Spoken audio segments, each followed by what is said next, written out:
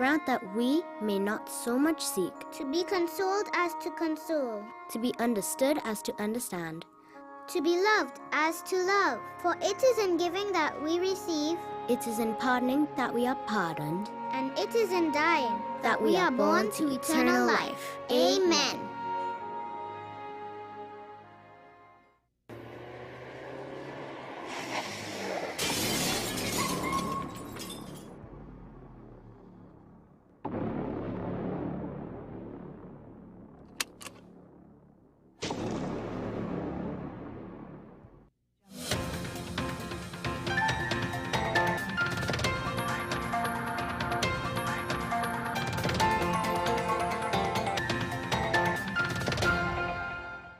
Here is your WESN News on the Hour. I'm Naomi McNish. Thanks for joining us. Here are the headlines. 3 arrested, firearms and ammunition seized in SOE operations. Candice Chango appointed CFO of Guardian Media Limited. Police arrest 8 in major car theft ring bust. And internationally, Biden imposes offshore drilling ban. Trump vows reversal. Now for the details. In ongoing state of emergency operations on January 4th, 3 people were arrested and firearms seized across multiple divisions. Officers in Valencia discovered a high-powered rifle, 20 rounds of ammunition, and cannabis in a bushy area, leading to the arrest of 2 men aged 24 and 25. In Mova, a 32-year-old woman was arrested after a search uncovered a rifle and a loaded magazine with 26 rounds of ammunition. The operations, which involve the Special Operations Unit and Interagency Task Force, continue to target crime hotspots across the country. Guardian Media Limited has officially appointed Candice Chango as its new Chief Financial Officer, effective January 1st, 2024. Chango had been serving in an acting capacity since December 2023. The company's board congratulated her on the appointment following a challenging financial year. Guardian Media's 2024 report shows a 36% reduction in losses, with a year-to-date loss before tax of $10.4 million.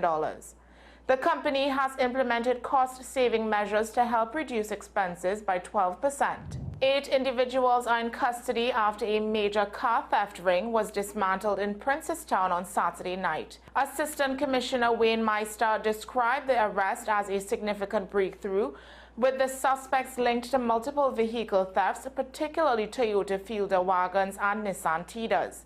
Meanwhile, police are investigating a disturbing video showing animal cruelty on High Street, San Fernando, and are working to identify an elderly man found dead on La Casa Road, Freeport. An autopsy has been ordered. Internationally, U.S. President Joe Biden has announced a ban on new offshore oil and gas drilling along most of America's coastline, including the Atlantic, Eastern Gulf of Mexico, and Pacific coast. The move, aimed at protecting coastal communities and the environment, comes weeks before Donald Trump takes office. Trump has pledged to reverse the ban, though legal challenges may complicate the process. Environmental groups have welcomed the decision, while the oil industry and Trump's team have criticized it, calling it harmful to American energy security. Well, that's news to the hour on WESN. I'm Naomi McNish. Thanks for watching.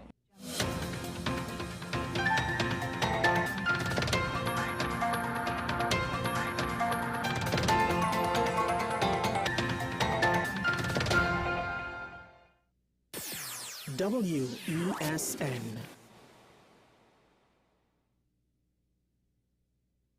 Folks, we're back and better than ever. Your show have always appeared to be a show that is focused on going to the cause or looking to the cause. We hardly ever talk about the white-collar crime, though. We always talk about the ones that involve more as physical violence against individuals. The citizens will only measure transmission when water starts to flow through their taps. The Constitution doesn't talk about local election. Contract mafia that's responsible for looting the country, and they own and operate these politicians. So if you are running a country and you can't say nothing as a prime minister, please take up your bag and go. It is not comparative to the murder figures, but it is in fact very high. I believe he's protecting certain individuals.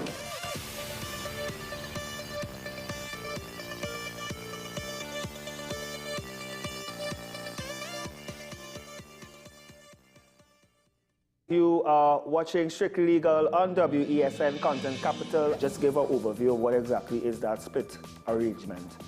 Nah, you don't need to register nothing. You don't need, we can do that another time. But then it becomes a hit, and then everybody starts to want to claim. The laws that predate many of the independent countries' constitutions are going to be those colonial laws. We know there are an infinite amount of circumstances that would lead to a murder. I have a great idea and, I have a great concept, but until it's actually expressed, it does not become intellectual property. Accomplishments or targets of a forensic accountant is to quantify what may have been lost. We believe we defend criminals and we manipulated the law and we exploited the system. A responsible journalist will reach out to the person who they have the information on for a comment.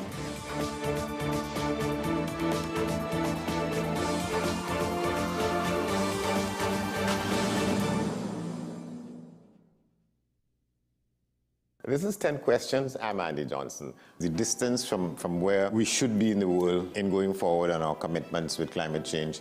The effects of climate change that cannot be accounted for. It's called loss and damage, and we're seeing loss and damage happening so much more in this decade and the previous decade. The principal term there was this question of the correspondent banking issues. That is why we're trying to build capacity with this country here, Trinidad and Tobago, and other countries in the region. Man is not showing any signs of stopping or even slowing down. More than half of the forest in Trinidad is already gone. All the plants and all the animals and all of the nice clean water and fresh air and everything had to be on this planet for humanity to have a chance. We have small change when it comes to countries that can take decisions, and when they speak, the world listens.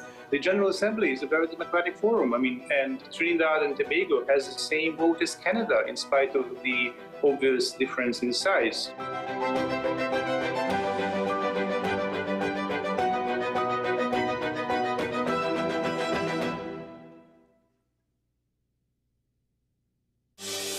Join me, Dr. Nalini Kokram, on What's Up Doc, where we discuss all your burning questions concerning health. Trinidad and Tobago is among one of the highest risk group of patients that develop this form of genetic breast cancer. What I'd like to take home from a short interview like this, screening. You must screen. Because it's silent. It's silent. Yeah. And because it's silent, you don't know it's there. What's Up Doc, every Tuesday and Thursday on WESN, Content Capital. WESN.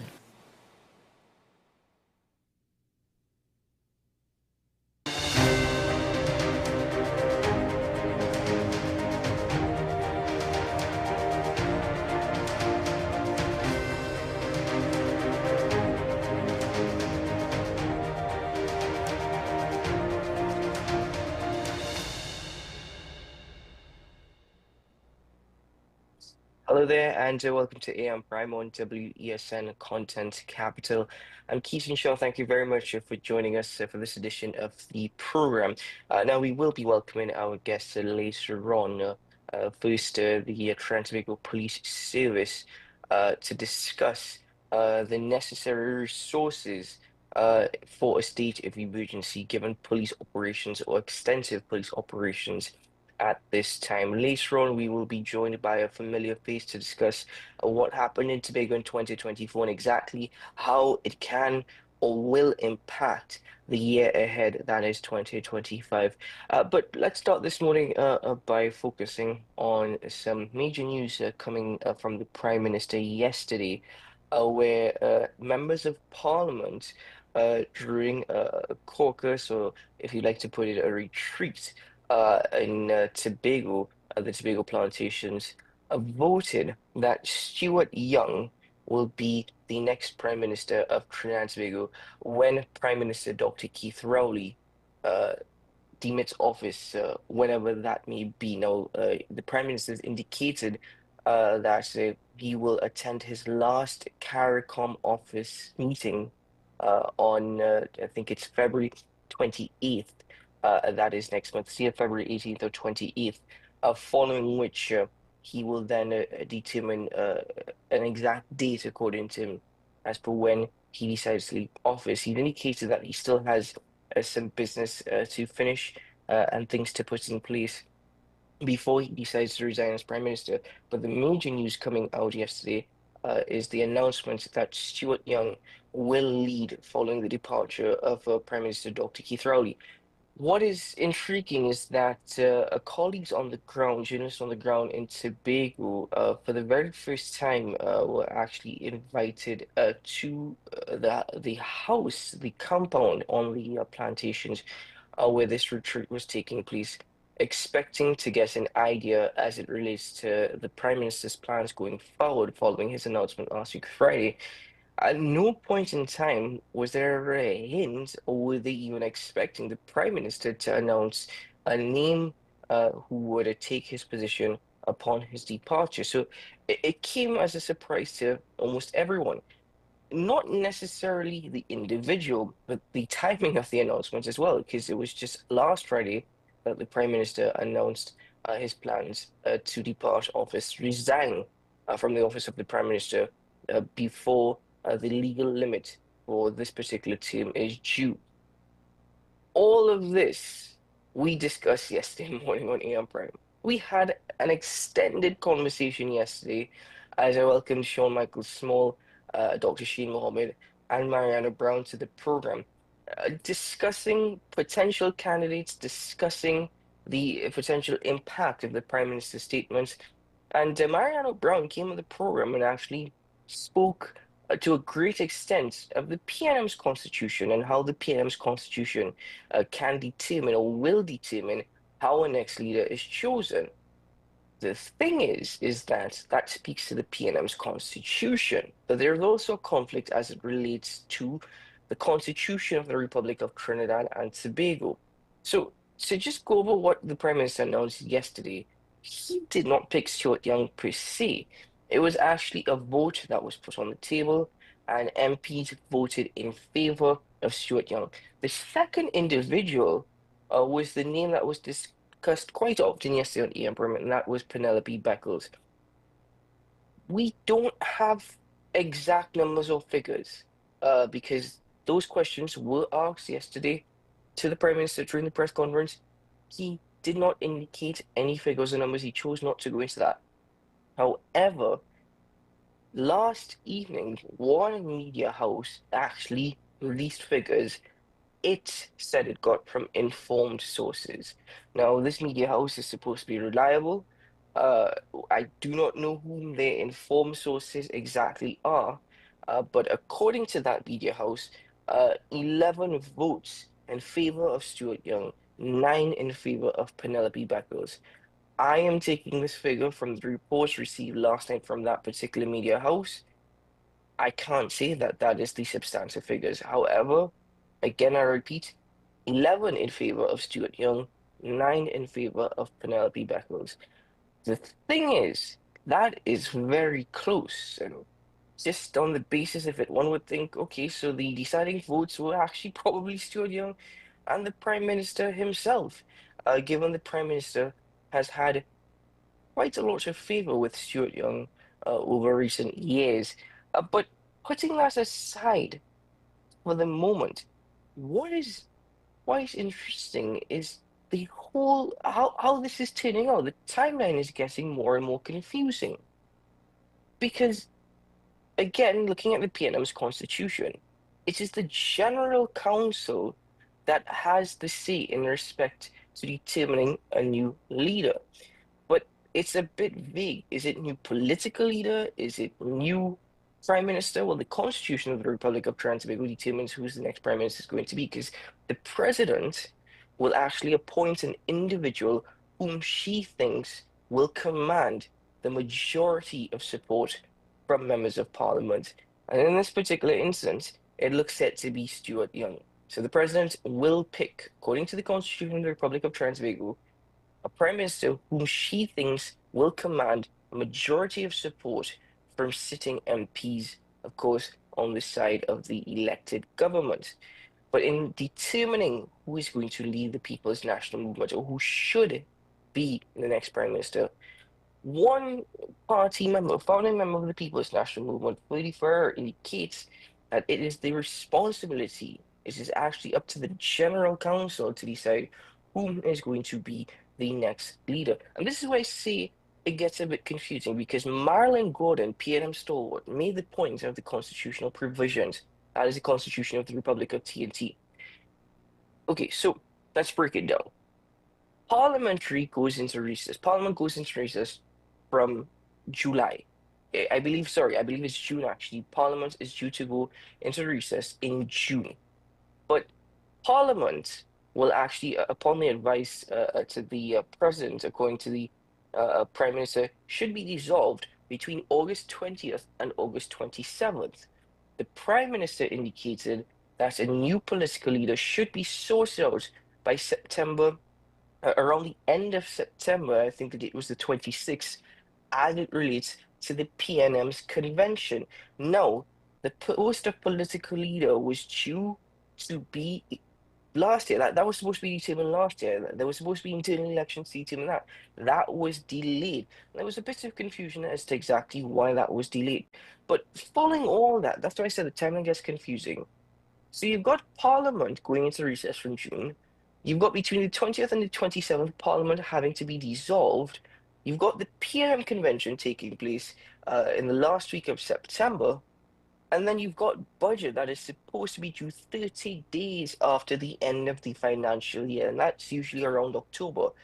So this is where it gets confusing. Exactly when will an election be called?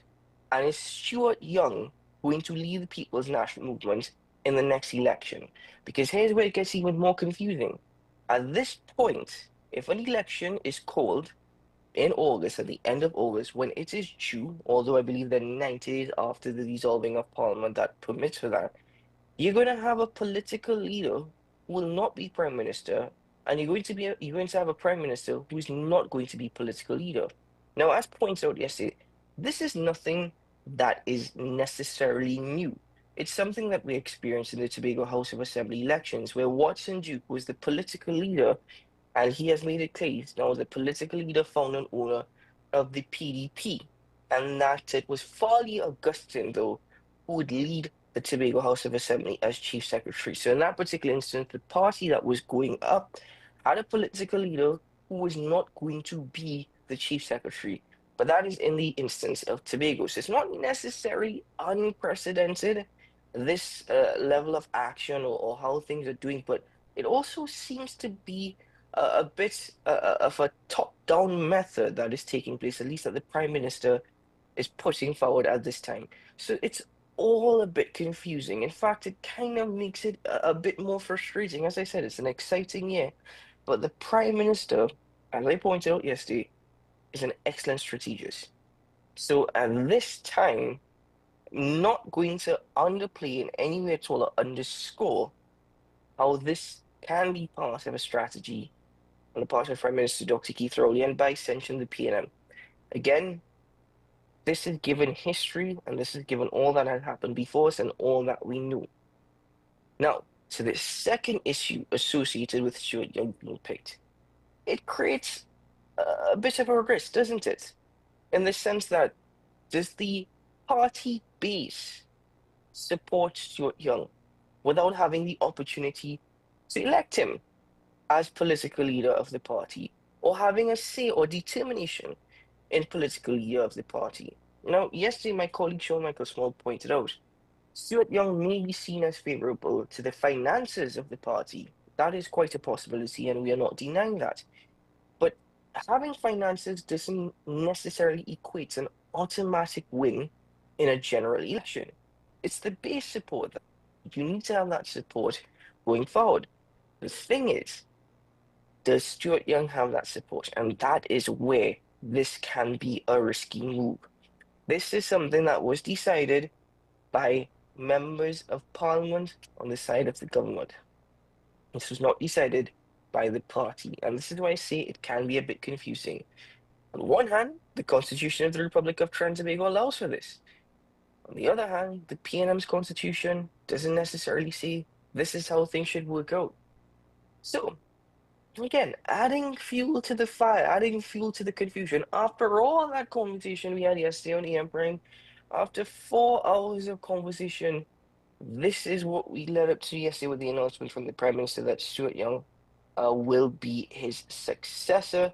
He's counting on Young's leadership to steer the party forward, and he believes that he has the abilities and the skills and the readiness to do so. The reports, however, the reactions coming from political opponents indicate that he's the least favorable individual to lead the PNM, given the baggage associated with him. I'm not going to go into that baggage this morning. Believe you me, my phone went up yesterday from getting media releases from other political parties indicating their position as it relates to Stuart Young. It wasn't nice at all. Let me just leave it at that. It was not nice at all. We heard from the opposition leader last night, where she indicated that it's a lazy young man taking over from a lazy old man. On the political arena, what reaction would you have expected? That's exactly what I would have expected. As it relates to business groups, they've indicated that they are ready to work with Stuart Young. In the instance of Amcham, for example, they would have indicated that they have received a lot of support, particularly with their external business drives from Stuart Young. And in the instance of the Trans-Tobago Chamber of Industry and Commerce, they are ready and willing to work with Stuart Young. It also perhaps allows for a sense of calm and confidence as it relates to investment decisions in Trinidad and Tobago, because those were one of the points raised by another business group, not knowing exactly who is the substantive leader, who is going to be making the decisions and signing off on decisions, who is going to be leading the execution of government policy. That would have created a lack of investor confidence. Hopefully now this resolves that. But it's all confusing, ladies and gentlemen. It's all happening in Trinidad and Tobago. Interesting times ahead, indeed. As I used the word excited yesterday for political analysts, I'm now wondering, boy, if this confusion is going to be even more of a headache. But this is what AM Prime and by extension Talking Points is about, where we cover these topics. And of course, we welcome guests to the program to share their thoughts and opinions. And of course, educate and inform us as we did yesterday morning. So we will continue to report to you all the latest that is happening in Trinidad and Tobago. But now let's take a break on the program because there's a lot more to get into this morning. So stay with us. We'll be right back after this.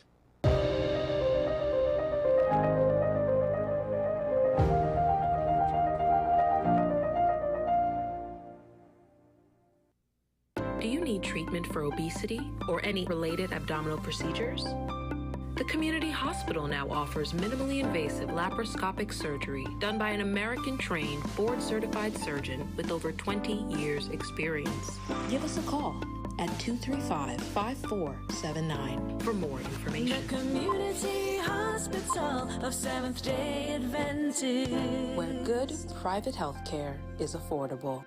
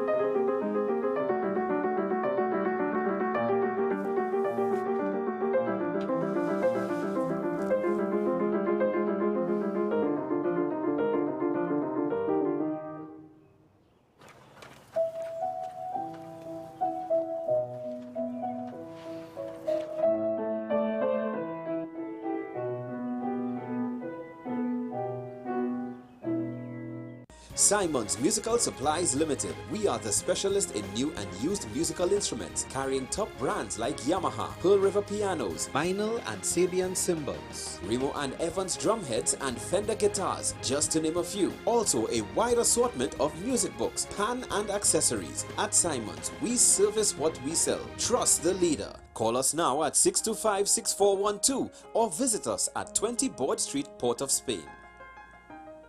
Transform your home with PCU Plus. From stylish furniture to the latest appliances, we have everything you need to create your perfect space.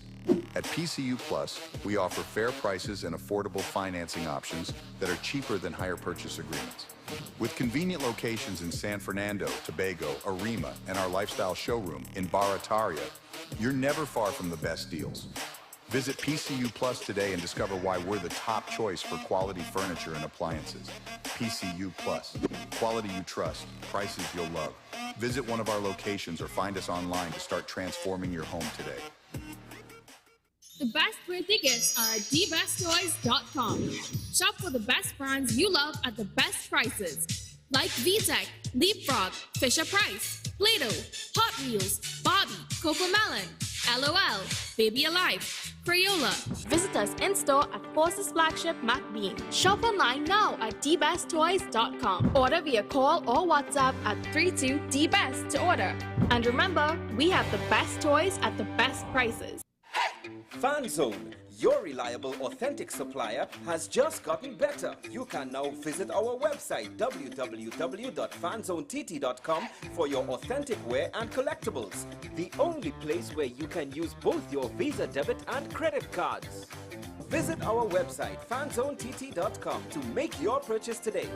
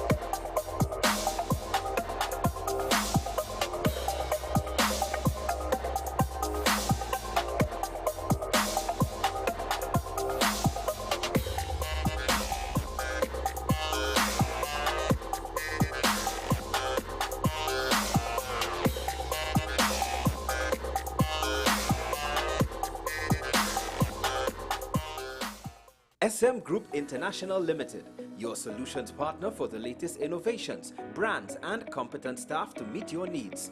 We provide products and services in the following divisions: executive services, event rental and services, power and heavy equipment, construction and property management, food and beverage, aggregate and sales and distribution. Check out more on our products and services at www.smgrouptt.com. Contact us at 221-7445 or email at info@smgrouptt.com. We are SM Group International, your solutions partner.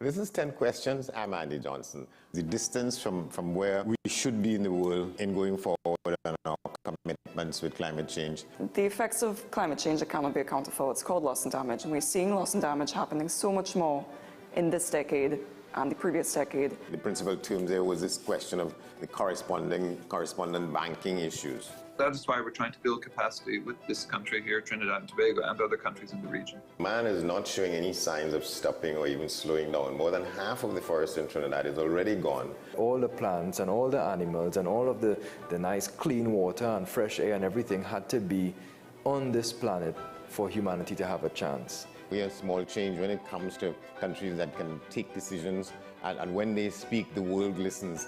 The General Assembly is a very democratic forum. And Trinidad and Tobago has the same vote as Canada, in spite of the obvious difference in size.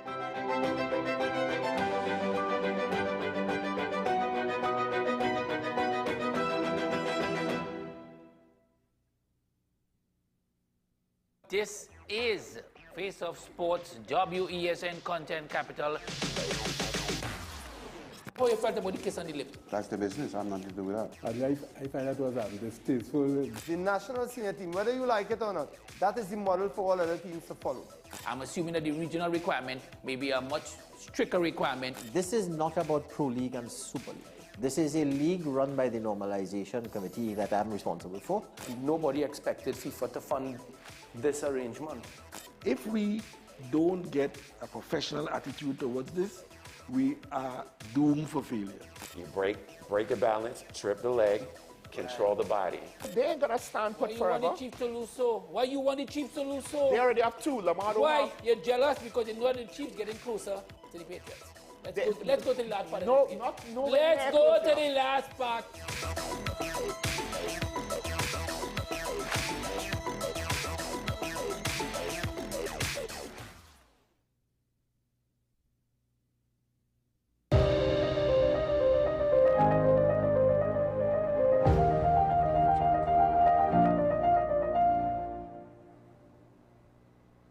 Welcome back to the program, ladies and gentlemen. Thank you very much for being with us this morning. So, questioned by reporters on the recurring claims of a lack of resources at his media briefing last week, Friday, Prime Minister Dr. Keith Rowley said, and I quote, "As we delayed getting to the point of a state of emergency, we have done a number of things, one of which is to ensure that our agencies, police in particular, are properly resourced. You would have seen that in the budgeting process and in the acquisition process. You would have seen what we have been doing all along," end quote. Now, that was the Prime Minister's response as it relates to a lack of resources. It doesn't necessarily address the issues, though. It just essentially states, well, we're doing all that we can do. But what is taking place with the Trans-Tobago Police Service and their extensive operations during a state of emergency? Do they have the resources that are necessary? And resources don't even necessarily mean vehicles. It could equate to manpower. It could equate to uniforms, bulletproof vests, weapons for these officers to ensure that they are safe, that they carry out their operations safely, and that the rest of Trans-Tobago is safe. Well, I'm joined this morning by the president of the Police Social and Welfare Association, ASP Gideon Dixon. Good morning, sir, and welcome to the program. Good morning to you, Mr.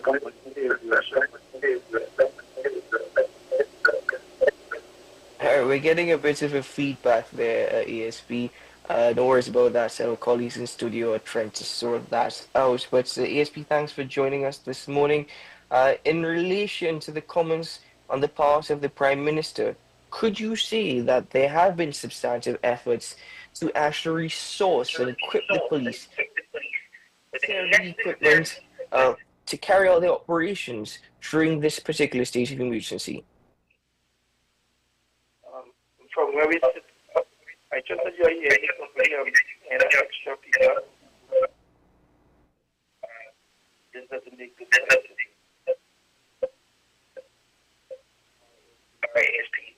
We are having some issues with the audio. Positive television. Ladies and gentlemen, we're going to take a quick break. We're going to try and sort this out because this is a very important conversation. When we return, hopefully our audio issues are resolved and we can continue the conversation. Stay with us. We'll be right back.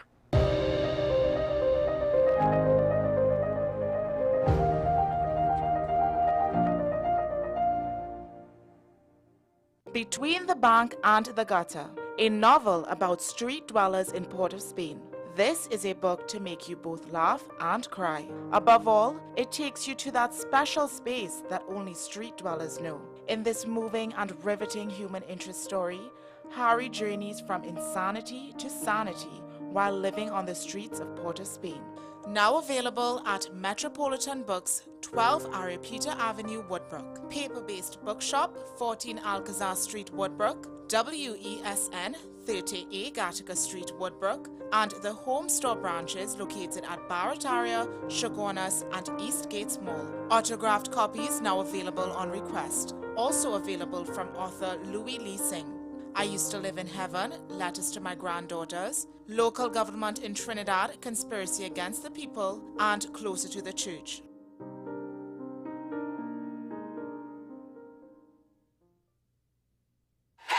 FanZone, your reliable, authentic supplier, has just gotten better. You can now visit our website www.fanzonett.com for your authentic wear and collectibles. The only place where you can use both your Visa debit and credit cards. Visit our website fanzonett.com to make your purchase today. Simon's Musical Supplies Limited. We are the specialist in new and used musical instruments, carrying top brands like Yamaha, Pearl River pianos, vinyl and Sabian cymbals, Remo and Evans drumheads and Fender guitars, just to name a few. Also a wide assortment of music books, pan and accessories. At Simon's, we service what we sell. Trust the leader. Call us now at 625-6412 or visit us at 20 Board Street, Port of Spain.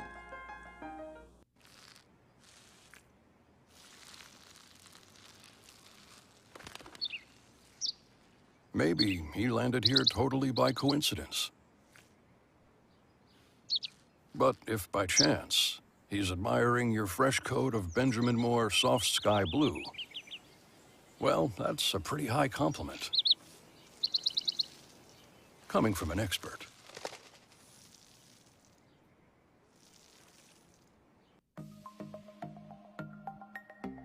Knowing how to tell authentic is as easy as 1, 2, 3. Find it, match it, search it. Step 1, find the style number on the tag. Step 2, match the style number inside the jersey with the number on the tag. Step 3, search it. A quick Google search of the style number will verify the jersey is authentic when the search results match the jersey being searched. Don't be fooled by counterfeit jerseys. Before you buy, remember to find it, match it, search it. FanZone, 2 locations nationwide. Center City Mall, Chaguanas and Movietown, Port of Spain. Nationwide delivery available. SM Group International Limited, your solutions partner for the latest innovations, brands and competent staff to meet your needs. We provide products and services in the following divisions: executive services, event rental and services, power and heavy equipment, construction and property management, food and beverage, aggregate and sales and distribution. Check out more on our products and services at www.smgrouptt.com.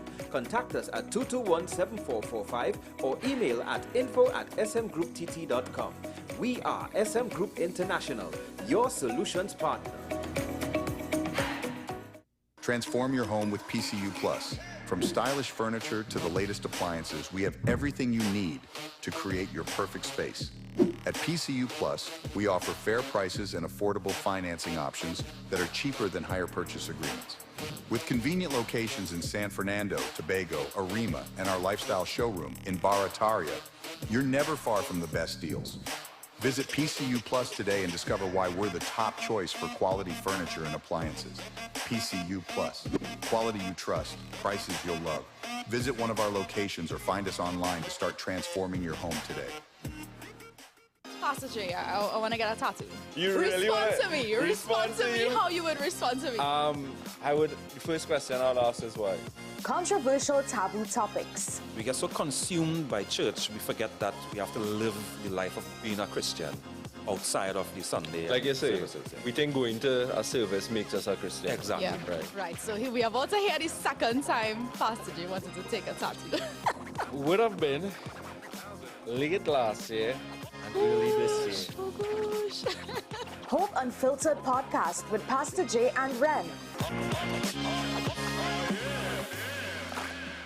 You are watching Strictly Legal on WESN Content Capital. Just give an overview of what exactly is that split arrangement. Nah, you don't need to register nothing. We can do that another time. But then it becomes a hit, and then everybody starts to want to claim. The laws that predate many of the independent countries' constitutions are going to be those colonial laws. We know there are an infinite amount of circumstances that would lead to a murder. I have a great idea and I have a great concept, but until it's actually expressed, it does not become intellectual property. Accomplishments or targets of a forensic accountant is to quantify what may have been lost. We believe we defend criminals and we manipulated the law and we exploiting the system. A responsible journalist will reach out to the person who they have the information on for a comment.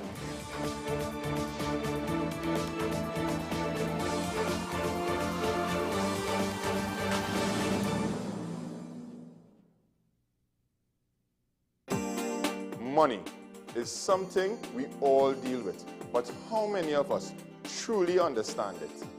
What if you could make better decisions with your money? Decisions that secure your future, protect your family, and bring you peace of mind. I'm Darren Jacobs, and I'm here to help you make sense of your dollars. Welcome to Dollars and Cents, the show that breaks down the financial world in ways that matter to you. No jargon, no confusion, just real conversations about money, your money. So join me every Wednesday at 10 a.m. on WESN for Dollars and Cents.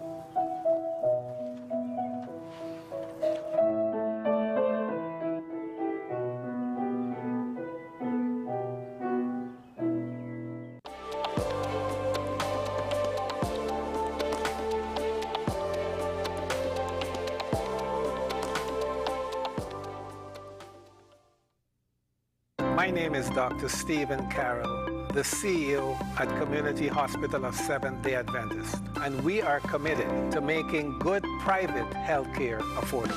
For all your medical needs, including dental, radiology, laparoscopy, behavioral and mental health, along with many other services, contact us for more information at 235-5479. Community Hospital of Seventh-day Adventist, where good private health care is affordable.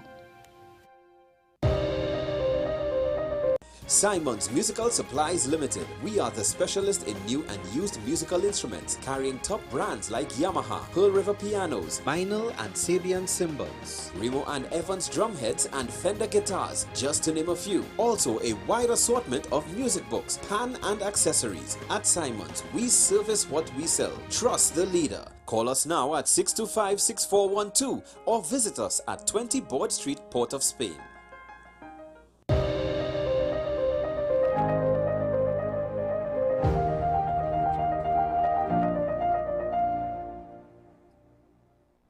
Welcome back to the program, ladies and gentlemen. We apologize for the extended break and trying to sort out the audio, but this is a very important conversation to have. So we're joined by telephone by ASP Dixon of the Transvago Police Social and Welfare Association. Good morning, ASP. Welcome back to the program. Good morning, Mr. Chef. Good morning to your viewership. ASP, are you with us? Are you hearing me? Hello? Hello, Good morning, ASP Dixon. Hi, good morning. Good morning, Mr. Chef. Are you hearing me? Yes, I'm hearing you, sir. Thank you very much for joining us. As I spoke during the introduction of the conversation, I mentioned the issue of resourcing for the TTPS during the state of emergency operations. Could you please tell us as to whether or not the TTPS is equipped to deal with a state of emergency, if they are equipped to handle the operations that are associated with the state of emergency? Well, the Transvago Police Service continues to operate with our optimal strength and utilizing our resources that we have. We continue to stay relevant and be effective in what we do. It could be tested based on what you are seeing or witnessing presently. Whilst the SLE has gone into 7-8 days now, you can see, I can give you some preliminary data. So as at yesterday, we had, hold 1 second there with me.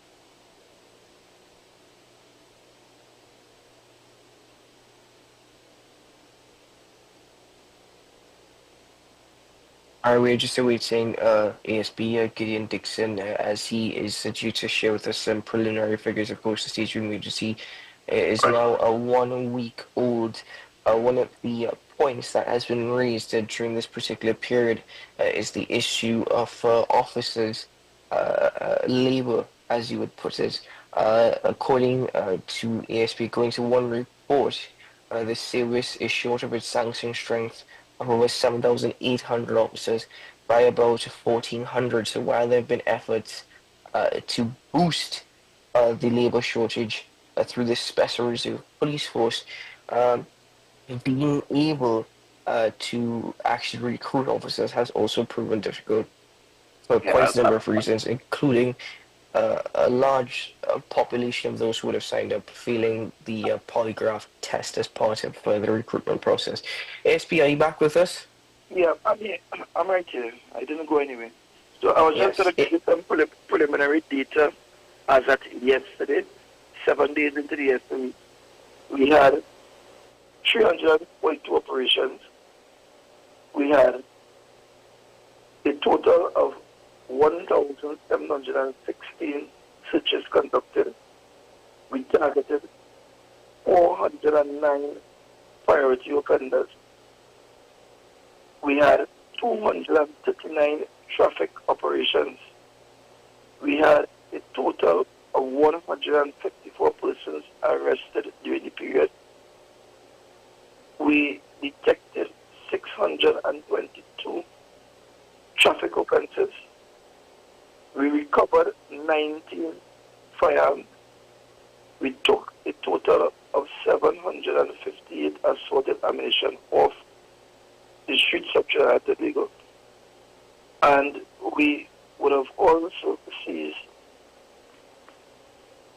a total of 80,990.78 grams of marijuana and 562.49 grams of cocaine taken off the streets and the communities. So we have been going relentless during this period. Whenever there's an FOE, and the record would show, the TTPS continues to operate with all its resources, and the ability to sustain is what will often appear to be a challenge, because you can only go so much with what you have. Additionally, we are mindful, and we have put on record and continue to echo on record, that with over 1,400 officers short, it will be in the best interest of the country for recruitment to be done to boost our strength. So that we seem to have lost the ASP there. The audio is a bit tricky. It's a bit difficult this morning, as I mentioned. And this happens with live television technology. Determines whether or not you are able to conduct your programming as planned. What I'm going to do at this point, I am going to once more call for a break because the audio is a bit bad. So we're going to take a break, and when we return, we will inform you as to whether or not we can continue with the interview this morning. So stay with us, ladies and gentlemen, and we'll be right back after this.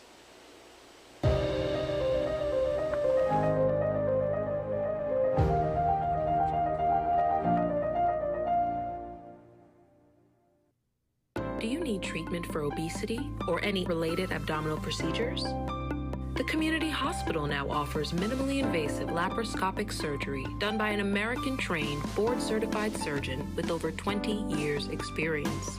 Give us a call at 235-5479 for more information. The community Hospital of Seventh-day Adventists, where good private health care is affordable.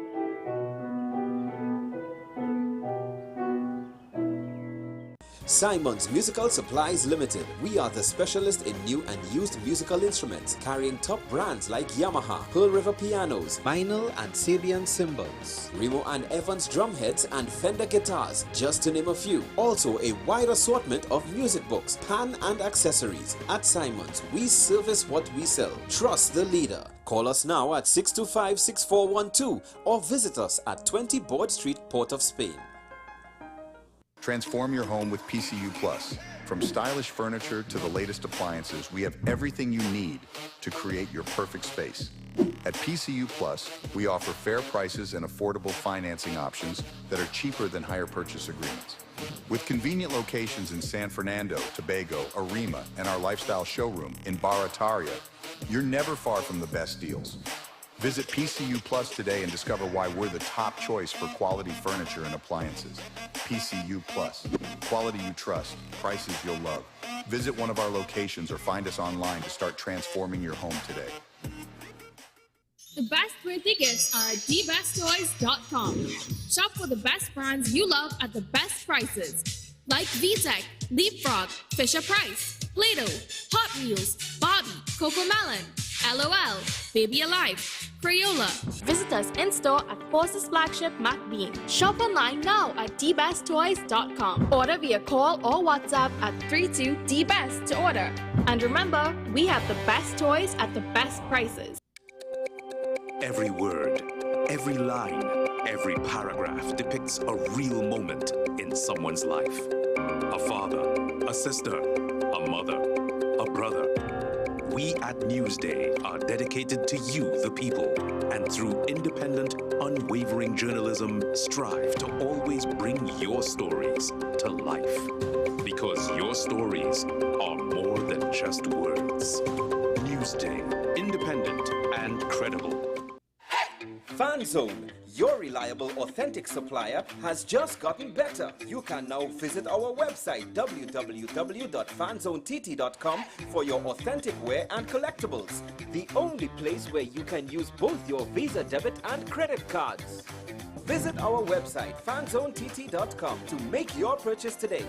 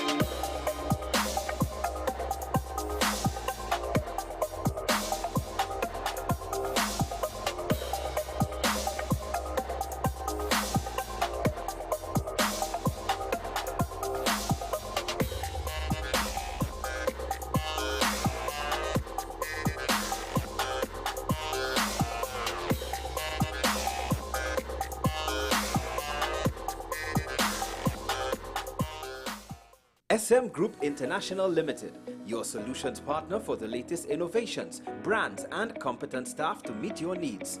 We provide products and services in the following divisions: executive services, event rental and services, power and heavy equipment, construction and property management, food and beverage, aggregate and sales and distribution. Check out more on our products and services at www.smgrouptt.com. Contact us at 221-7445 or email at info@smgrouptt.com. We are SM Group International, your solutions partner.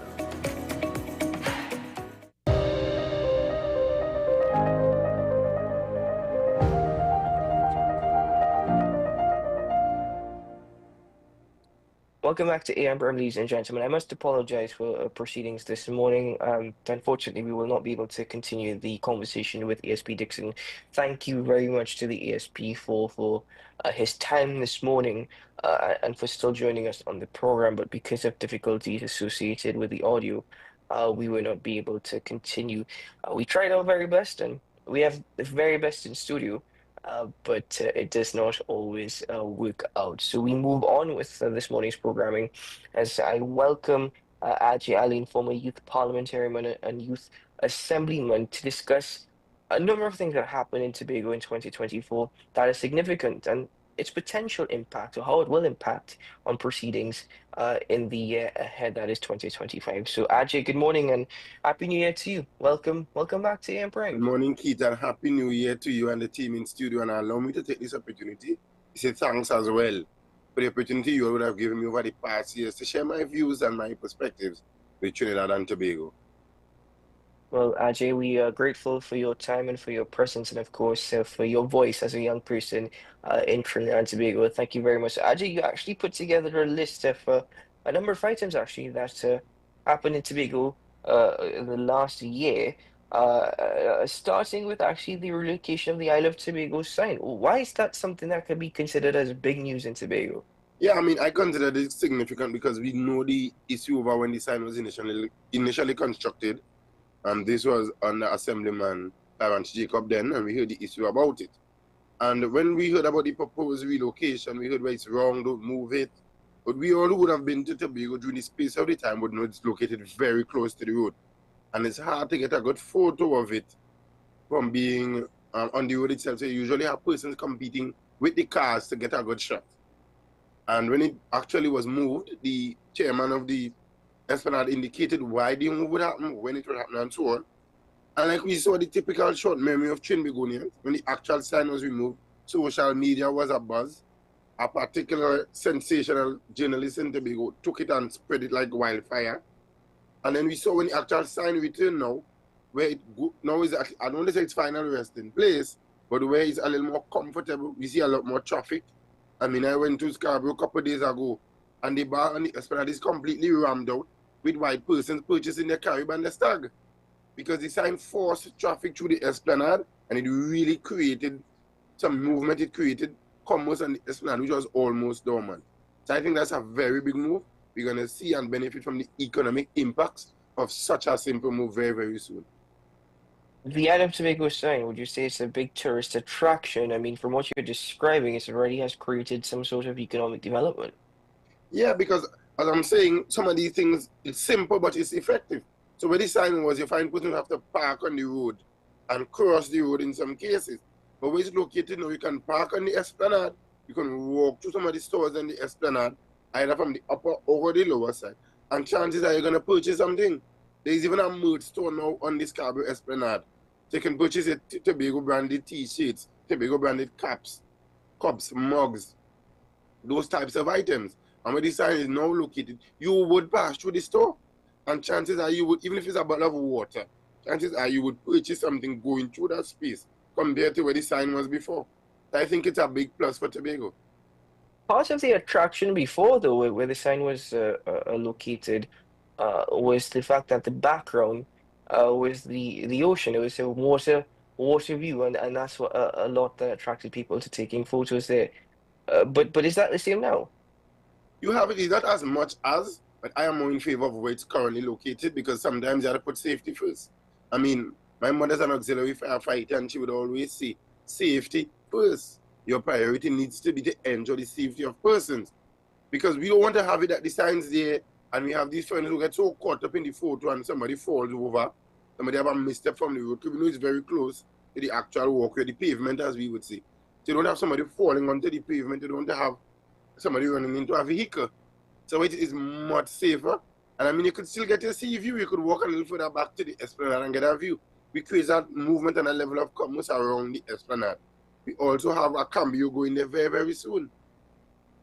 So you can exchange your money right there very, very soon. It's triggering economic development for the island in just simply moving the sign from one location to the Quite interesting there, of course. That's one of many things that have happened in Tobago. Moving forward, actually, with the list that you compiled, and this happened early last year, late 2023 into 2024, of course.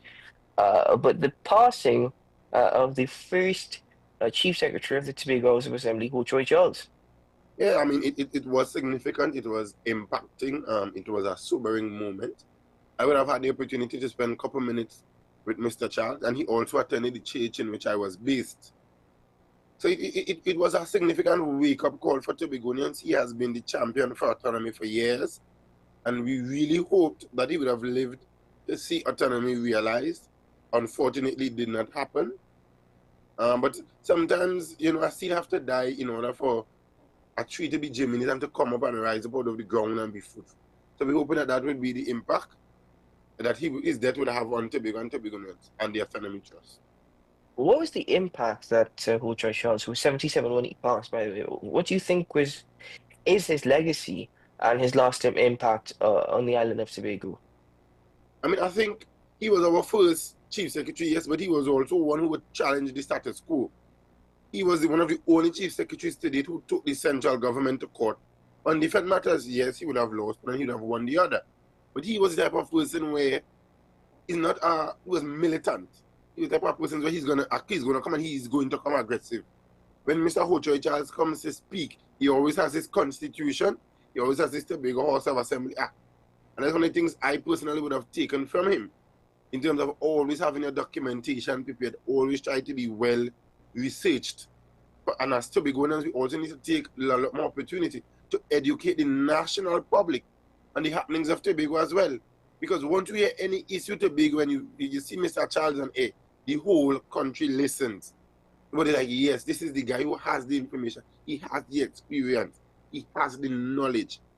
And that's one of the things that I think we missed, even in the current or the last situation where we had with the Tobago House of Assembly bill going to Parliament and fading.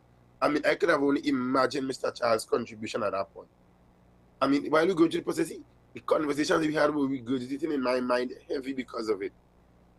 I think it was a wake-up call for Tobagonians, and I want to suspect the next generation of Tobagonians would be a little more militant in that autonomy push and that autonomy quest. Indeed, an advocate for autonomy, also known for his widening of the road network in Tobago, not just the push for greater autonomy, but also the widening of the roadways in Tobago. But I think development on a whole, because when you speak to persons, and his death taught me this as well, you would hear about the number of work that he would have done, not just with widening roads, but development on a whole. The whole Ringbank Ada scenario that a lot of people was confused about was basically a version of the jazz festival, which we have now seen morphed into Tobago Rhythm and Jazz to create that sort of commerce, that whole new millennium transition. And as a young Tobagonian, these are things that people would not typically talk about. I mean, I know you studied political science, and I don't know if these things were mentioned during that process, but these are things that we need to know as young Tobagonians. Give us our history so we can now chart a course forward and we would not make the same mistakes as our leaders would have made previously.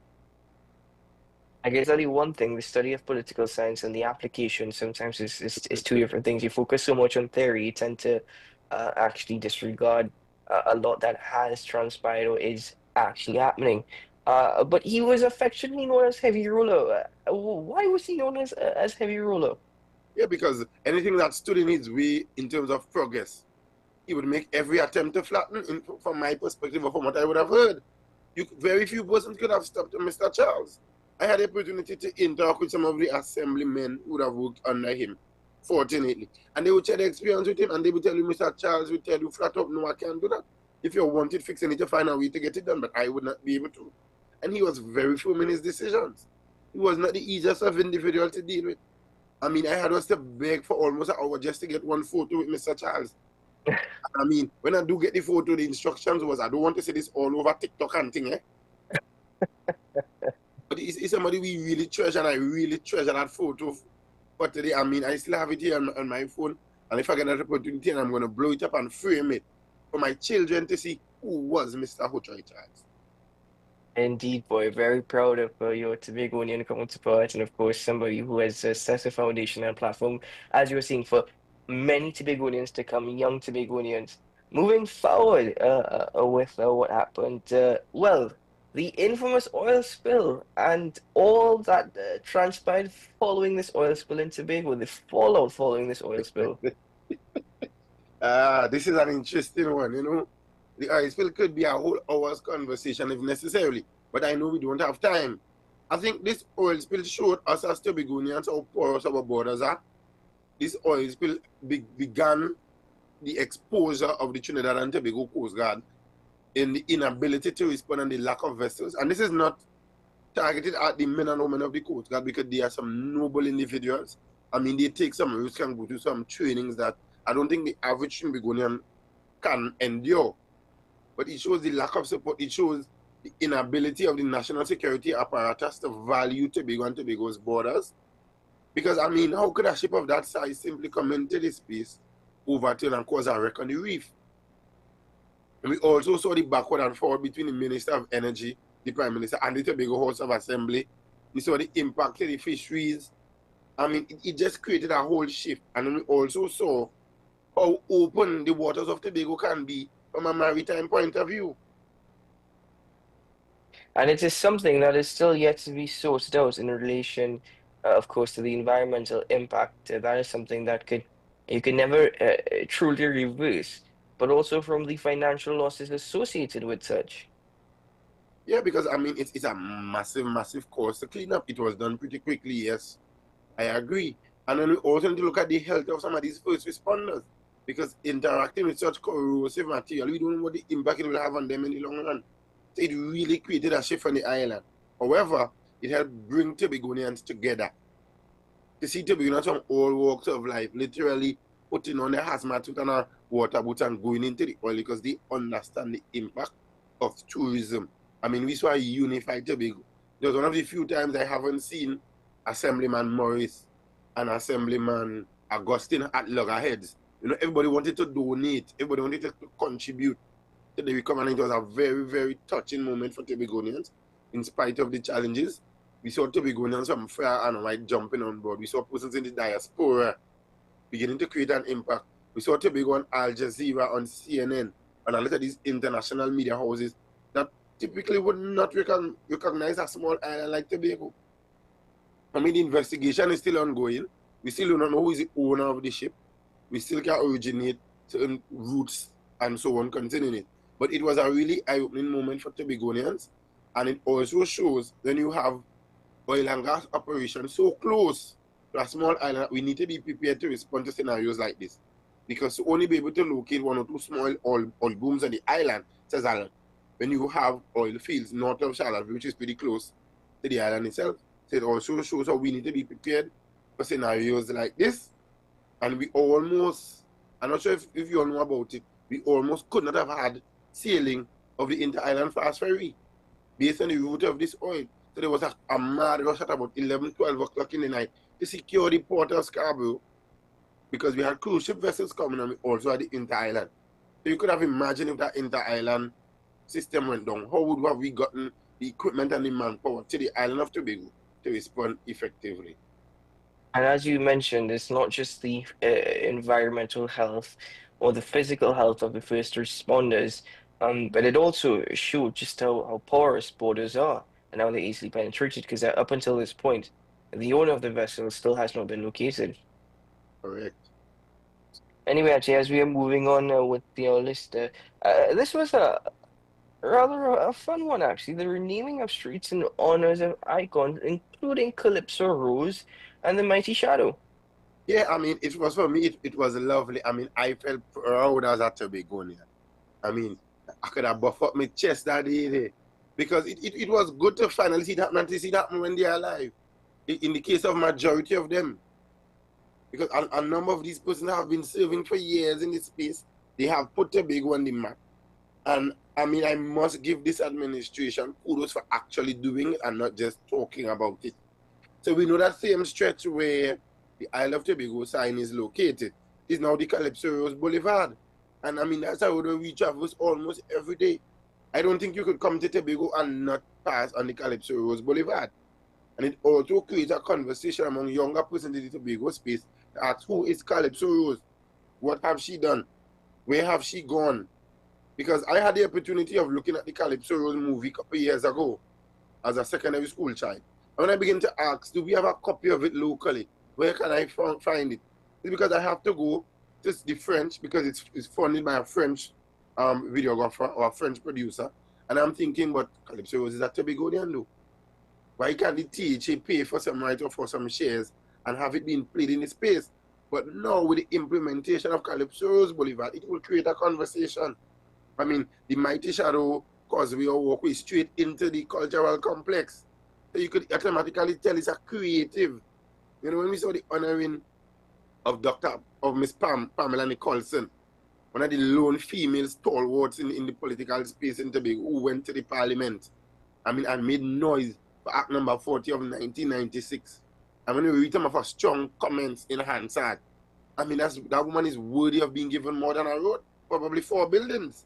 I mean, so it really was an eye-opening experience, and I think we need to continue to do that as we remove some of the colonial stigmas on the island. Just continue to honor icons.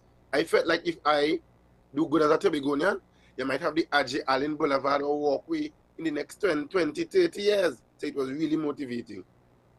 You never know. You never know. And you know, during this particular ceremony, which honored others such as Booty Sinclair and A.A. Bigot and I think Edna Moran as well, Calypso Rose, she fondly expressed, "Your daughter is home, Tobago. Your daughter is home."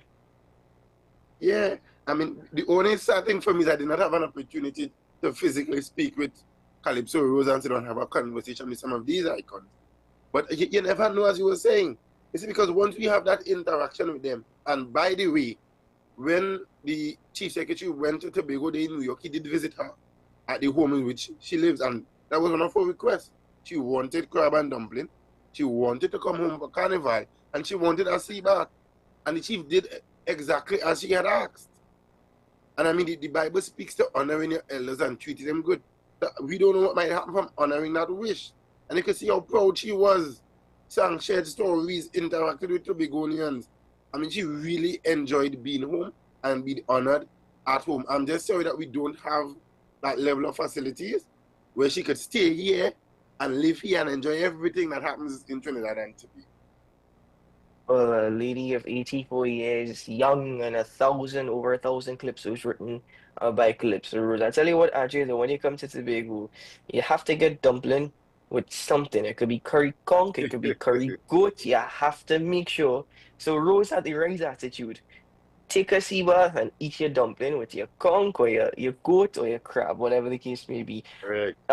Moving forward, boy. So from one, you know, one great situation to one rather unfortunate, and it's the bull shark attack on the British tourists in Tobago. Yeah, I mean, that for me was a real eye-opener. Because we know there were sharks in the water, but I wasn't aware that there are bull sharks in the water, one. And two, for me, I remember my girlfriend came to Tobago just after that attack, like a couple of days after, and we went to Boku Beach. And we know the shark was present in the Boku Beach area.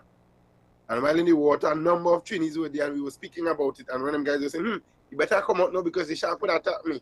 And we had to explain to them the route that the shark took, where it was, and so on. But it also speaks to the importance of environmental security and enforcement of our environmental laws. Because that beach, around that area, is the Turtle Beach area, so there's a known turtle nest inside. That's just opposite where we have the indoor beach sport facility there. That's why the beach soccer was stopped from playing on the sands at Black Rock, and they built the facility there. Because they were saying when they keep that the beach sports, it interferes with the turtle eggs. and not realizing that there was a development taking place not too far from it without EMA approval and certification, without the clearances. So you had a scenario where, and we know turtle eggs are rank. A lot of these developers was doing the work and was damaging turtle eggs. So all our rank was rushing into the water, which would attract these types of animals. And I mean, unfortunately, this guy got bitten. Thankfully, the health system in Tobago was able to treat with it and treated it properly. So much so that the individual was able to be recovered, and he literally went to the Tobago stand at the World Travel Market in London and was able to share of his experiences and say that he would return to Tobago. But I can tell you, if that shark knew what's good for him, he wouldn't have came into Tobago waters, because he would have become bacon shark very, very quickly. He might have been in some curry, swimming with some dumplings. Well, the reaction from people was to kill a number of sharks. Very unfortunate, but the response, at least, there were the two aspects of the response. One was very controversial in relation to a bounty placed. That was retracted almost immediately as it was released. Yeah, I think because in governance, remember, it's the first. And when you have the first of anything, you would have teething issues or some uncomfortable movements in that regard. So, I mean, I wasn't pleased with the bounty. I could understand why it happened, because in Tobago, we value our tourists. So as a local, you may not get the amount of favors a tourist would get. And because of who it was, we didn't want that kind of branding. And I think Tobagonians went with rage behind this animal. I mean, if there were guys, if we had spear fishers every day, they would have speared that shark in quick time, because you don't come to Tobago and harm a tourist and get somewhere easy. There was once a time where you had crime against tourists. And that has reduced drastically in Tobago. You don't interfere with tourists in the island of Tobago.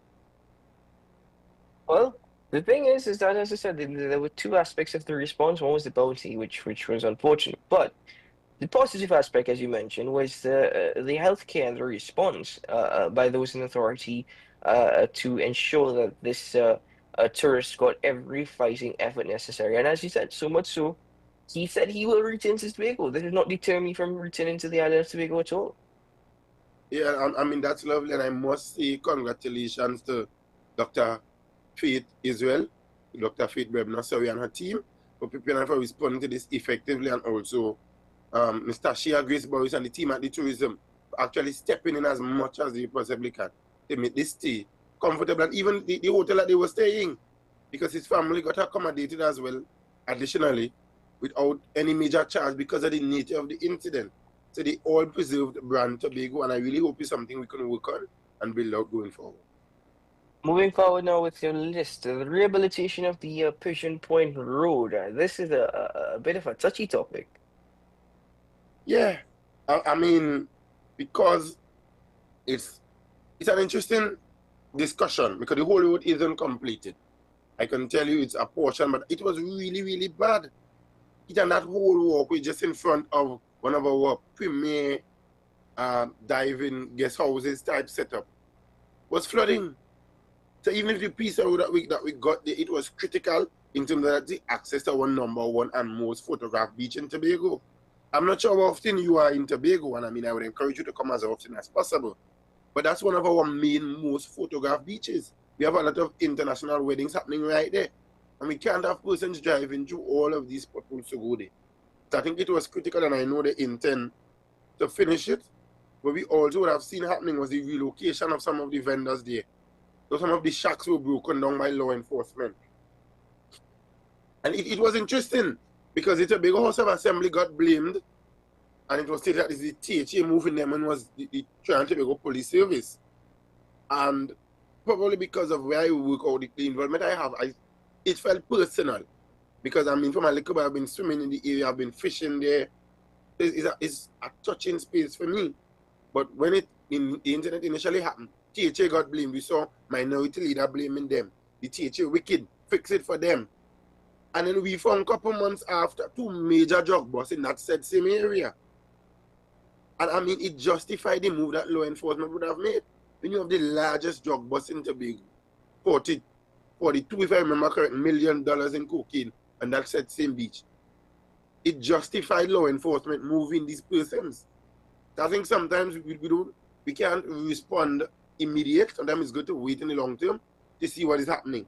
And when that drug bust happened, We did not hear praises for the THA for relocating. What we hear is go to work by the members of the police service. So we need to both enjoy the benefits and also deal with some of the consequences of these types of decisions going forward. So let me fast forward for a bit to go to that point that you just made, the biggest drug bust in the history of Tobago. You're right. So over 40 million in narcotics, including 231.7 kilos of marijuana, 13 kilos of cocaine, Beretta M12 machine pistol, a Glock 17 pistol with automatic firing selector, one customized Glock 19 pistol, and a quantity of ammunition, all recovered from a pirogue that was there in Pigeon Point. Yeah, it's painful.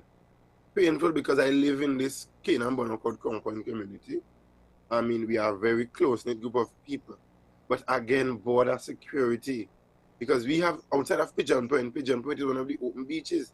But there are beaches that are a bit more secluded and hidden. So, I mean, this for me was a serious wake-up call. And it went back to when the chief proposed that we would invest in whichever vessels we can find to give the Coast Guard officers stationed in Tobago a fighting chance, and to only be told that it's heritage talk. And then look at the size of this kind of drug bust. This is one incident. What happened in the many beaches across the island of Tobago? What have been going on? I mean, this was painful, not just because of the large amount of narcotics and firearms, but it made me wonder how many other beaches are suffering from this. Because Pigeon Point is pretty open. And for the criminal elements to feel that they have such free reign to a beach like Pigeon Point, it really says a lot. What's happened to the radar of the Trinidad and Tobago Coast Guard? Is it that we don't have the radar systems functional? Well, that's the thing, and this is one of two. As you said, it has many questions associated with it, but there was one of two because I believe just about 30 kilos of marijuana were found, within 2 months apart of this major drug bust as well. I think over $1.5 million worth of marijuana. So there's two major drug busts on Pigeon Point. But I will tell you, Ajay, I hope no Tobagonians get upset with me. I love Tobago. I visit as often as possible. I love it. Beautiful island. But Pigeon Point is not my favorite beach. It is perhaps the most pictured beach, but it's definitely not on my list to visit when I'm there. I would agree with you. I would agree totally, because I think for me, Swallows was my spot. And Swallows became, I don't want to say overcrowded, it became very popular, and we lose what Swallows was. I know the days when they could not find a rapper on Swallows Beach. Now when you go there, finding a number of broken bottles and a kind of thing. Buku as well was one of my favorite. But we now see a migration of Buku is now picking up Coral River type culture. So, yeah, it's unfortunate, boy. There's the respect that once existed for the natural wonders on there is very, very unfortunate. But moving forward, and I think this is some good news in respect to the primary plenary sitting. Was it 18 students, 23 students actually, who were part of this debate in June of last year? Yeah, I mean, I am extremely proud of this initiative. I mean, this is the baby of Presiding Officer Abby Taylor, and I had the pleasure of helping him build out this program along with people like Sophia Cooper, Aviana, Aline. I mean, the whole team of Tobagoans were able to put in the work on this, and I'm proud to have seen it. I'm proud to see for today these young people are still involved. A number of them came back to the secondary school debate this year. They were first formers, and the experience with primary plenary was so impactful for them that they came back to be a part of the Tobago Day debate with primary schoolers. I mean, this program has been making waves. The teachers are ready and raring to go. We are waiting in 2025 to roll out the second leg. Unfortunately, schools that would have participated in the first happening would not be participating in the second. So we want to give some other schools the opportunity. However, the instruction that we receive from these teachers were, if they miss the click, change them out, and we willing and ready to come again. Once they miss the opportunity, give us a phone call. It was good to see these young people stand in the house and deliver. And I really hope that we can have this program rolled out nationally as well. So we do not have a situation where young people only know about elections and voting at age 18 or when they're in the secondary school system. We want it from primary school, allow them to be involved in governance, because the decisions we make today, it would ultimately affect them. If there's a cut in pensions today, it would affect these same primary schoolers at some point in time. Largely, I know that you, because I was following it last year in June, and I know that you were particularly proud for the role that you played. But as you mentioned, it shows that they're fostering a level of interest in public speaking and creating a culture of debate, understanding legislative history and agenda, and networking amongst peers from a very young age, not just from when they reach 18 years old. It's from a very young age. This is fostering the very principles of democracy. Yeah, I mean, that's the aim of it. It's aligned with the UN Sustainable Development Goals. And by the way, though, the Assembly Legislature building celebrates 200 years this year. So, I mean, I was privy to a meeting which was held recent concerning plans for the year, and I mean, it's going to be a busy year at Assembly Legislature. Probably WESN and his team could send you guys up to Tobago for one of the events, but I can tell you it's going to be a packed year with legislative history. The building is older than the Red House. I mean, there are tunnels, there are midst of tunnels down in the bottom. It was a slave trading point. We are so excited for 2025. Watch me. If you all know, sometimes we have problems sleeping because ideas would come from members of the team. Can we roll this out? Can we do a quiz? Are we going to tour Trinidad? Are we going to invite schools from across the waters? Oh, I mean, we have so many ideas playing at this point. It's just for us to come together as a team and select exactly what we're going to do. But this is going to be a very busy year at Assembly Legislature. Keaton, you need to look out for us. Who knows, we might come knocking on your door with a giveaway. Brother, don't worry about it at all. The executives in WSN already have notice. Right? We're working on that. No worries at all. But as we get to our final point of 2024, unfortunately, we end this morning's list with just how 2024 ended for Tobago, and not good news at all. With all that we have discussed this morning, this is perhaps the most heartbreaking, how the gem of the Caribbean, the gem of the islands, faced a bloody year as it relates to the murder tool. Yeah, it has been painful, simply because Tobago is a family culture. And I mean, out of those 20-something plus victims, I knew at least 5 of them. And when I say at least I knew some of them parents, I knew some of them personally. I knew some of these guys from different programs that I would have done, developmental programs. It's really sobering to see where we are. I mean, we can't be killing with cousins' jets. Fellas, we had to wake up. Tobago, everybody's one family. You can't be killing your first and your second cousin. Fellas, I mean, it has been painful. I mean, I don't know how we're going to change it. And then the transition into the new year, to see a 15-year-old murdered in Mount Hay in the back of Patience Hill. I mean, like, as a young Tobagonian now, I'm trying to figure out what can we do? How can we intercept this and slow this down, if not stop it? Is it that we had to implement a military secondary school on the island where you live there for the 7 years of your academic life? I mean, I don't know what we could really do. But Tobago always one family still. And I don't know how, normally I'm a guy of many words, but having a hard time grappling with what had happened last year and the way we have started 2025. Innocent guys working, picking up bullets, working, delivering goods during the Christmas season. I mean, I don't know how to be honest with you. And I know national security is a 6th schedule matter. The teacher have no influence on national security. But we need to figure out, we need to have some conversations concerning it. I know Minister Hines is leaving, but probably we need to have a youth meeting on crime in Tobago with Minister Hines. So we as the young Tobagonians, particularly the young men, could share what we think, we could hear his perspective. We could probably make some suggestions because we need to fix it, and we need to fix this immediately. I don't know how, but let's have the critical, hard conversations. I mean, even if we have to say no cameras, no media, and we're going to a meeting where we just have it out, no problem. But let's find some way to begin to address crime in Tobago because it's hurting us, and it's hurting us with our young men. Tobago men are known for being potent individuals. We're known for having 12 and 13, 14 children. Yeah.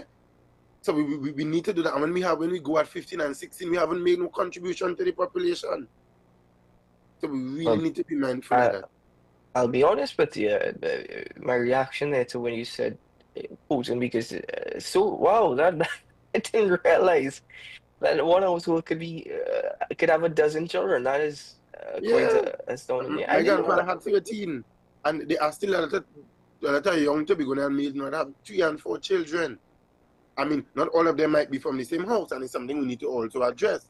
But generally, we are known for being a productive people, both physically and in other means. So we need to begin to get back and let the young men know their value. You're worth more than a gun. Indeed, indeed. I think it's a problem that hearing of one murder on the island of Tobago was something that still sent shockwaves across the island, across the community. Because Tobago, it seems as though everybody in Tobago knows each other. It seems as though everybody in Tobago is each other's neighbor. So to hear of one murder was quite of a shocking thing. Now to learn of what it ended at 26 last year, and it started already again with that murder of the 15-year-old boy. I mean, we need to really sit down and figure out how we're approaching this. I mean, I'm not blaming Trinis for it, because at the end of the day, we have to take responsibility for our island and for what happens here. But there are gang influences on the island. I think we need to begin to address that. We need to go back to being more cautious with a good purpose. I think that's the problem. We are generally a more cautious people. Let's use it for the good. We always know who jumping in, who back window. Let me see it from when it comes to a criminal and a crime perspective. And we know a number of the police officers on the island. It's easy to call your cousin or your uncle who's a police and say, hey, uncle, I observe so by so taking place up the road in. Try it from in. So I think we need to go back to creating that culture. And I mean, this is 2025 and we need to create that change, because I want to make children. I mean, I want to be able to live in Tobago and allow my children to go out the road and go to the shop and come back. And Ajay, you've always had children with the rates going. You've always had a interesting twist to reporting on these issues, and I'm glad that you've done so. But we do hope things are a bit different in Tobago this year. As you mentioned, it's not just a matter of national security, it's a matter of Tobagonians once more doing what Tobagonians do best, which is a family-oriented society. Correct. But Ajay, I want to thank you very much. You put in a lot of work in compiling this list, and thank you very much for joining me this morning to present it to the viewing audience. Very, very interesting on your part. No problem. Thanks for the opportunity. I'm always available once I can to share. Trinidad and Tobago, I hope we have a wonderful 2025. I hope it's productive. I know it's going to be interesting politically, as we have already seen, but let's stay the course. Let's pay attention to the details, and let's listen to what these politicians are not saying. Have a wonderful day. Thank you very much, Ajay, and all the best to you, and of course to everyone in Tobago as well. You're absolutely correct. So we hope things are different in 2025. It's an interesting year ahead, an exciting year with a lot happening across the island nation. Ajay, just before you go though, I'm curious to know, you said a household can have up to a dozen kids or more. Is it something in the conch? Is it something in the goat? I mean, I've heard of something called George Rankin. So I'm just... Oh, so you know George Rankin too? The Dr. Fish and the Paco water and those types of things gives you a different kind of strength. That's all I'm going to say for now. Ajay, I salute you, my friend. If you're going ahead with having a dozen kids, be careful how much George Rankin you have. Yeah. All the best, my brother. Take care and keep well. Ladies and gentlemen, Ajay Alain joining us on the program this morning. The Dr. Fish, as they say. I've heard of this infamous George Rankin, of course. So it's been verified this morning by my Tobagonian brother. But ladies and gentlemen, that signals the end of AM Prime. Thank you very much to everyone who joined us on the program this morning. Again, we apologize to ASP Dixon, but we thank him nevertheless for making every single effort to be with us. And of course, we thank Ajay Alain, to my team in studio, Ryan Gomez-Burke and Mile Wood, as we call him, Young Wood, a man who is absolutely, I don't know, this is a young man with, it seems as though, when you see those ads, we want a young individual, 20 years old, with 30 years experience. I don't know, this man seems to be that individual. He's so good in what he does. And of course, to Ryan Gomez-Burke, the man of old school, but the damn best at what he does as it relates to producing these programs. Thank you very much to Naomi McNish as well for her efforts in producing AM Prime. And I'm Keaton Shaw reminding you today is a good day to have a good day. We'll see you again very soon, ladies and gentlemen. Keep well. Bye-bye.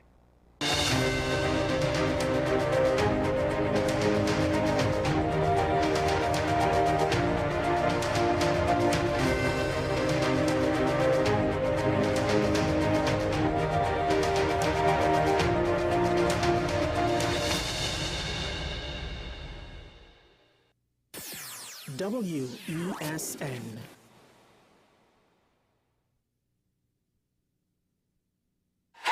FanZone, your reliable, authentic supplier, has just gotten better. You can now visit our website www.fanzonett.com for your authentic wear and collectibles. The only place where you can use both your Visa debit and credit cards. Visit our website fanzonett.com to make your purchase today.